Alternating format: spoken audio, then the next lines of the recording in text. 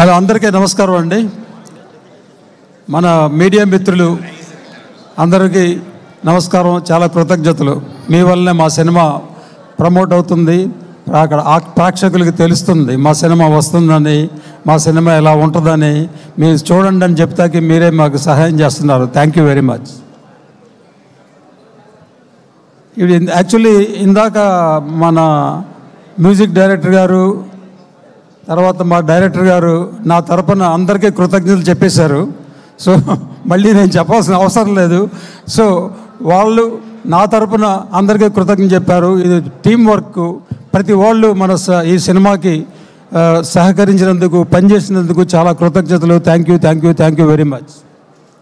So first ఈ భైరవం చేయడానికి కారకులు బెల్లంకొండ సురేష్ గారు.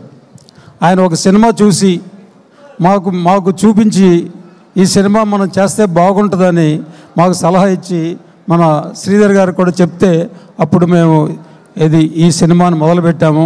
ఇప్పుడు May 30th రాబోతుందన్నమాట. సో ముగ్గురు హీరోలతో సినిమాలు చేయాలనుకుంటే కొంతమంది భయపడతారు. నేను కూడా భయపడ్డాను, మన డైరెక్టర్ గారు కూడా కాస్త భయపడ్డారు. కానీ మాకు ముగ్గురు కొడుకులు, ముగ్గురు కోడళ్ళు వచ్చినట్టు అనిపించింది. కాదు సారీ, ముగ్గురు కూతుళ్ళు, ముగ్గురు అల్లుళ్ళు వచ్చినట్టు అనిపించింది. ఎందుకంటే మా అల్లుళ్ళు నా దగ్గర ఎక్కువ డబ్బులు లాగేశారు. మామ ఒక కారు కొనివా, ఒక కారు మామ. సో భైరవం అనే సినిమా మా అందరి కృషి ఫలితం.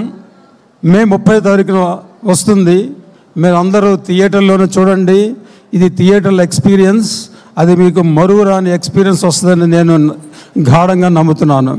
సో మీరందరూ చూసి మా సినిమాని సక్సెస్ చేస్తారని కోరుకుంటూ చెప్తున్నాను. Thank you very much.